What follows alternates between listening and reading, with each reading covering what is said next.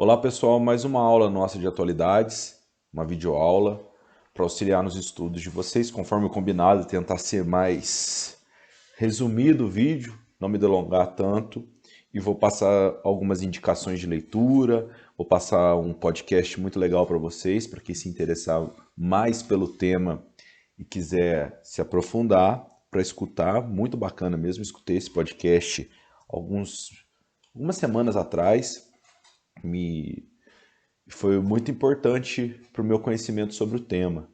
Bom, a aula de hoje a gente vai tratar da condição da mulher na sociedade contemporânea, em especial no Brasil, que é o nosso país, né, a nossa realidade mais marcante. E evidentemente, para falar da condição da mulher, nós vamos ter que trazer alguns números sobre a violência sofrida pela mulher, questões salariais, todos esses elementos que compõem a condição da mulher na sociedade contemporânea.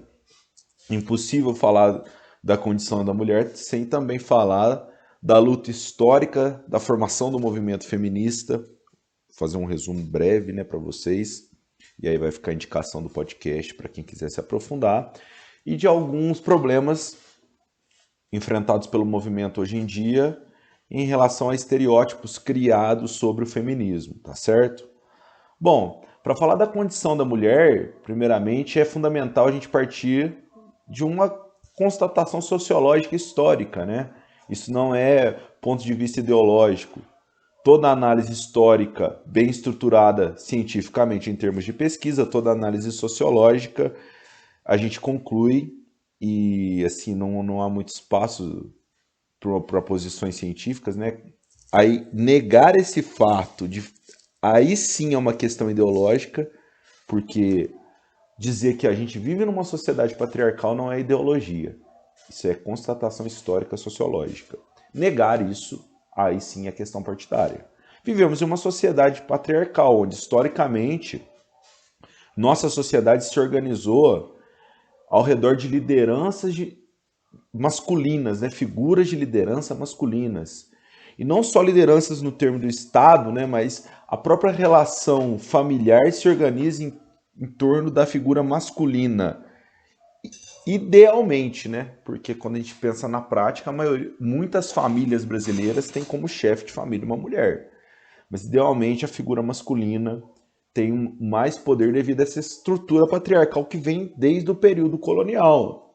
Com a construção dos engenhos, a sociedade colonial ficou marcada por esse patriarcalismo dos senhores de engenho, né, que controlavam o poder político da região. E essa sociedade patriarcal ela é fundamentada em cima de relações assimétricas entre homens e mulheres, onde os homens detêm o poder, principalmente quando a gente fala em esfera pública, predominantemente masculina, mas também detém o poder dentro do espaço familiar. E aí a gente vai entender que essa relação, durante muito tempo, foi pensada apenas do ponto de vista profissional e político, e a gente vai ver até algumas questões interessantes se refletir, mas também do ponto de vista comportamental. E essa sociedade criou uma representação da mulher como submissa, frágil, dependente do homem, um espelho. Esse seria o espelho da mulher dentro dessa idealização patriarcal. Esse seria o papel da mulher, ser submissa, uma mulher frágil, sexo frágil, né? Dependente do homem. Então, essa sociedade patriarcal é a sociedade que nós vivemos. Tiveram modificações, evidentemente, mas em sua estrutura ainda permanecemos patriarcais. Ok? E para a gente comprovar isso, tem alguns números que eu trouxe aqui, mas é possível citar inúmeros outros números que eu devo separar um texto só sobre números da condição da mulher hoje em dia. Mas trouxe dois aqui para a gente pensar. Violência.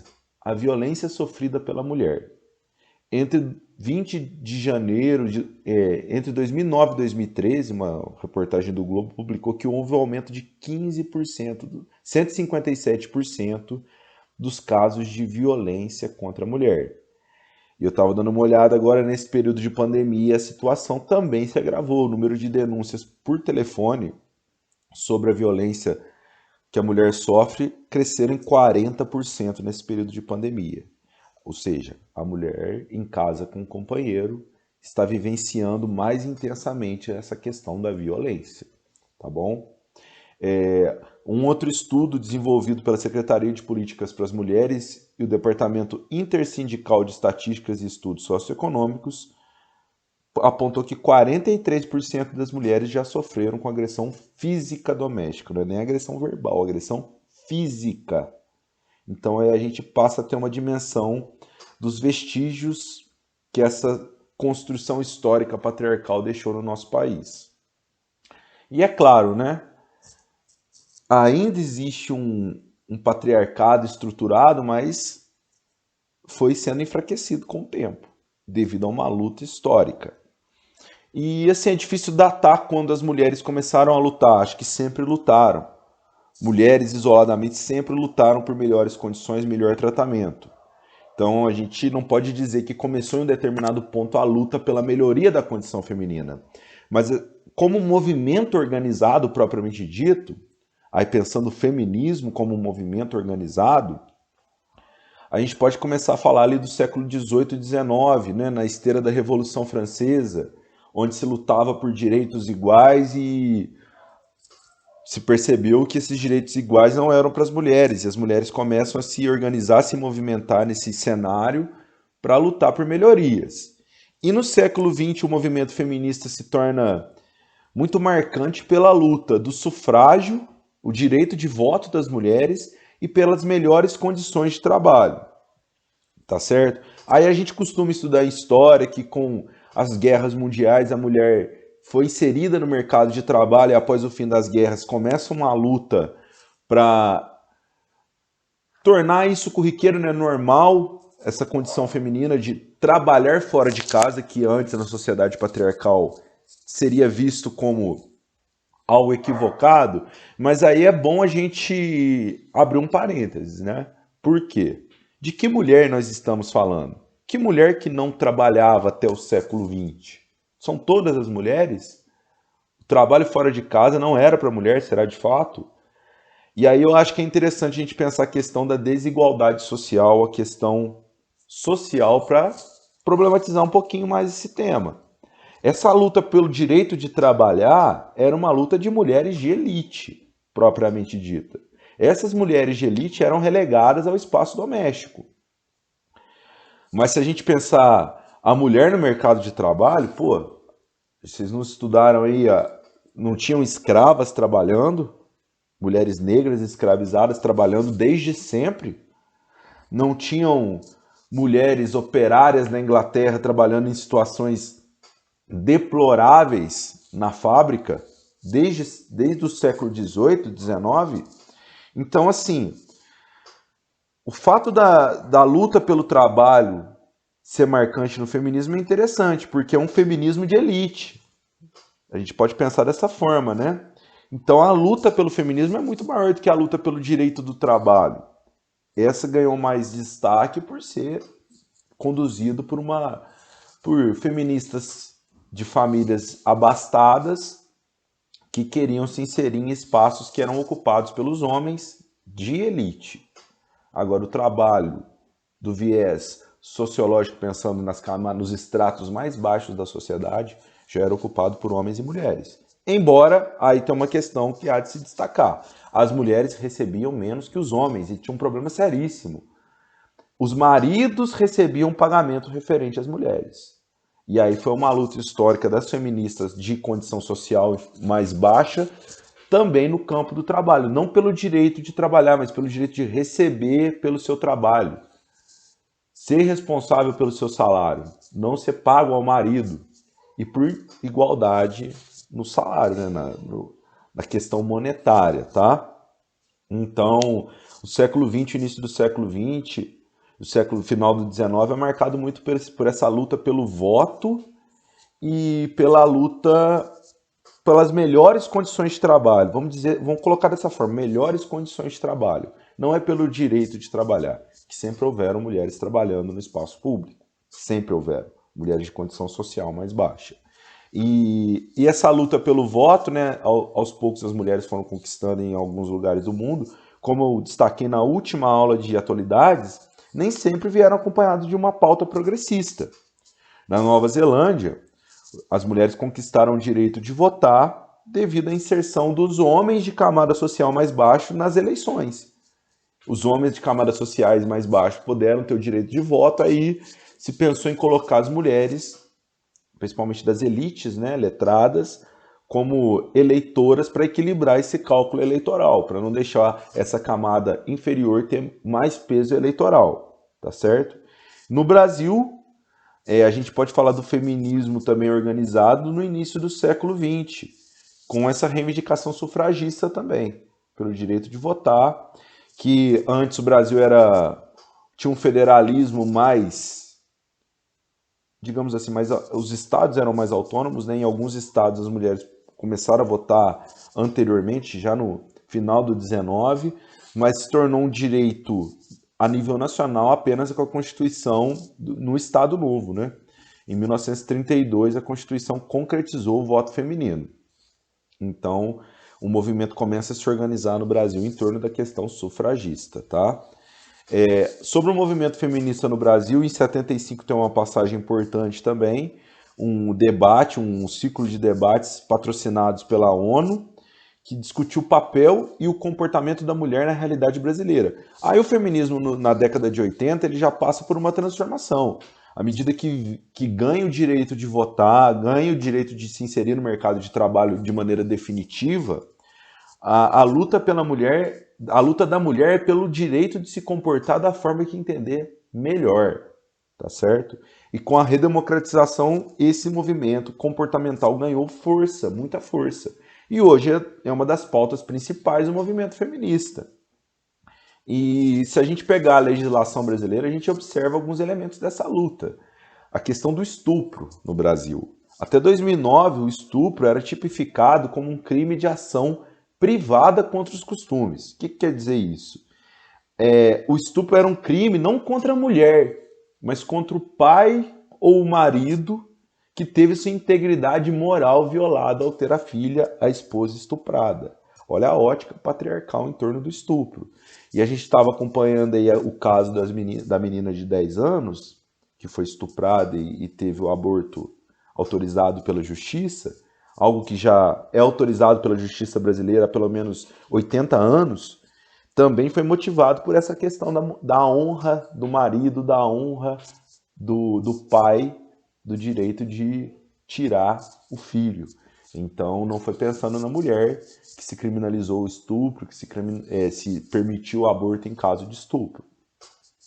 E aí a gente tem uma modificação disso devido à luta feminista. Em 2009 foi aprovada uma lei, a Lei 12.015, onde o estupro passou a ser visto como um crime contra a dignidade e a liberdade sexual. Então reconhece que o estupro é um crime contra a dignidade e a liberdade sexual e reconheceu que isso é um bem jurídico da mulher. Então aí a gente passa a ter, não só da mulher, de toda pessoa humana, né? E aí a gente passa a ter uma mudança nessa perspectiva da forma de tratar essa violência que as mulheres sofrem aí corriqueiramente e muito mais dentro do âmbito familiar do que fora, né? A gente tende a pensar a questão do estupro no espaço público, na mulher na rua, mas a grande maioria dos casos de violência sexual contra a mulher são dentro do espaço privado, da casa, né? Certo? Agora falando um pouquinho sobre o movimento feminista. Falamos dessa luta histórica, da organização histórica, vamos definir sim, de maneira... Eu não sou especialista e, aliás, até fico um pouco desconfortável de falar algumas coisas porque nem é o meu lugar de fala, né? Eu não sou mulher e, assim, por isso que eu estou dando uma aula muito introdutória sobre o feminismo. Eu acho que quem tem mais propriedade para falar sobre o feminismo é uma mulher que está engajada no movimento feminista. Mas o movimento feminista, para resumir, ele busca ressignificar o papel social da mulher. E aí a frase da Simone de Beauvoir, que foi polêmica no Enem, né? Não se nasce mulher, torna-se mulher. Porque aí não é uma questão de sexo, é uma questão de gênero, né? O que é a mulher socialmente? E o ser mulher socialmente é uma construção social. Você educa a mulher para ter aquele papel. Então, aí esse movimento de ressignificar o papel, ele vai buscar, primeiro, a igualdade de gênero. Homens e mulheres tendo direitos iguais, oportunidades iguais, salários iguais. Então, aquela ideia de que o feminismo seria o contrário do machismo é absurda, porque o machismo é uma posição social assimétrica de dominação do homem sobre a mulher. O feminismo é uma luta por igualdade. Então, digamos assim, um argumento, assim, acho que até um pouco desonesto dizer que o feminismo é o contrário do machismo. E é claro, né? A gente está falando do movimento feminista, o movimento feminista é plural, é muito plural, muito diverso. Tem movimento feminista negro, movimento feminista de esquerda operário, movimento feminista de direita libertário. Então, sim, é um mosaico, né? Eu falar do movimento feminista, a gente tem que entender que ele é um mosaico, tá? Mas aqui trazendo alguns objetivos comuns, né? Combate todas as formas de opressão contra a mulher, como estupro e outras formas de opressão, todos os tipos de assédio, chantagens sexuais, principalmente vividas no mercado de trabalho, né? E o movimento feminista procura assegurar à mulher sua liberdade de escolha em relação à sua forma de se comportar e se expressar. E aí a gente vai ver que isso desmente um estereótipo sobre o feminismo, né? De que o feminismo quer impor um padrão de comportamento para a mulher. Isso é equivocado. O feminismo quer que a mulher tenha total liberdade de escolher seu padrão de comportamento sem ser julgada e discriminada por isso, tá? E agora falando um pouquinho do Brasil, eu queria chamar a atenção sobre a Lei Maria da Penha e a importância dessa lei para a gente pensar a condição da mulher no Brasil. A Lei Maria da Penha ela surgiu em 2006 devido à violência sofrida pela Maria da Penha, que sofreu 2 tentativas de homicídio por parte do seu marido e ficou paraplégica, né? E o importante da Lei Maria da Penha é que ela tipificou a violência contra a mulher. Então ela deu um significado muito importante para a luta no Brasil, porque se admitiu, o Estado brasileiro admitiu que a mulher sofre determinadas violências devido ao simples fato de ser mulher, ser do sexo feminino ou ser do gênero feminino. Então, se reconheceu que é um problema específico essa violência que a mulher sofre. Não é uma violência pensando no aspecto geral, banal, de assalto. Não é nada disso, é uma violência ligada à condição feminina, tá certo? E reconhece que a questão da violência de gênero é um problema do Estado. Não é mais aquela questão briga de marido e mulher, ninguém mete a colher. Não, é um problema da sociedade que foi reconhecida pelo Estado, tá? E aí, na esteira da Lei Maria da Penha, um outro avanço foi em 2015, que foi sancionada a Lei do Feminicídio, que transformou em crime hediondo o assassinato de mulheres por questão de gênero. Uma mulher foi assassinada em um assalto, não é feminicídio. Agora, se uma mulher foi assassinada para lavar a honra do marido, ou por se recusar a fazer algo para o marido ou para algum agressor, aí já é um caso de feminicídio, né? Ela foi assassinada devido ao papel de gênero que esse agressor enxergava que a mulher tinha que cumprir. E que ele não tem o direito de impor para ela, tá certo? Então, alguns aspectos gerais aí para tratar com vocês. E aí, os estereótipos que a gente encontra do feminismo hoje, né? O feminismo é contra a mulher assumir o papel de dona de casa e não trabalhar fora para cuidar da família. Não, o feminismo não é contra isso. O feminismo não entende que esse deve ser o padrão correto de comportamento da mulher. Se a mulher, por escolha, quer ficar em casa, cuidar dos filhos e não trabalhar, ser submissa ao marido, que seja, isso é um direito de escolha dela. Só que ela deve ter o direito de escolha, se um dia quiser parar de ter esse papel, ter o direito de parar de seguir esse papel. Então, o feminismo luta pela liberdade de escolha do papel social da mulher. Não tem que ter um padrão. Se a mulher quer seguir esse papel, pode seguir, mas ela não precisa defender uma pauta machista por isso, né? É uma escolha dela particular. E o feminismo é importante que se um dia ela se cansar disso, ela vai ter o direito de escolher um outro papel social. Mulher feminista não pode usar maquiagem, ser vaidosa, mulher feminista tem cabelo nas axilas. Isso também é um estereótipo, né? Mais uma vez, o feminismo defende a liberdade. Se a mulher quiser usar maquiagem, se depilar, é um direito dela. O feminismo combate a imposição de um padrão de beleza sobre as mulheres. E aí muitas feministas não se depilam, não se maqueiam para mostrar que elas não estão nem aí com esse padrão, que elas não precisam da aprovação masculina para ser quem elas são. E é uma forma de chocar também, uma estratégia de luta também. Já falamos que o feminismo não é contra os homens, inclusive se diz que o feminismo vai libertar o homem desse papel que muitas vezes esse machismo estrutural acaba. Aí, claro, guardadas as devidas proporções. A mulher é muito mais oprimida do que o homem pelo machismo, isso aí, sem sombra de dúvidas. Mas o machismo estrutural, ele oprime o homem desde a infância também, né? Porque ele quer enquadrar um homem em um papel social e restringe a liberdade do homem. Então o feminismo quer que o homem enxergue também, além do prejuízo imensuravelmente maior que a mulher sofre, um prejuízo que o próprio homem acaba sofrendo pelo machismo, né? E a ideia de que as feministas são todas lésbicas também é um estereótipo absurdo. O feminismo não está diretamente relacionado à pauta da sexualidade, mas indiretamente ele tem pontos de convergência, né? Porque se você luta por uma liberdade comportamental, o comportamento sexual passa por essa discussão. E aí você tem uma ponte, um diálogo muito grande entre essas duas minorias sociais, né? As mulheres, os transexuais, os homossexuais. Então nós temos aí pontos de convergência, mas não necessariamente as feministas são lésbicas. Isso é um absurdo gigantesco, né, dizer isso. Bom, turma, isso foi uma aula introdutória para pensar a condição da mulher.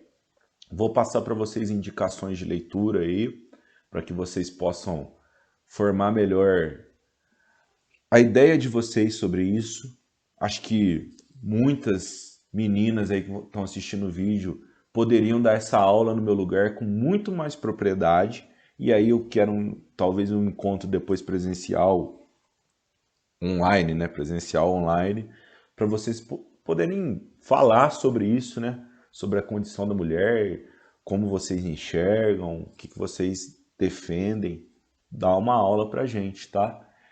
Muito obrigado aí para quem está assistindo. Espero ter colaborado com o conhecimento de vocês. Forte abraço. Até a próxima.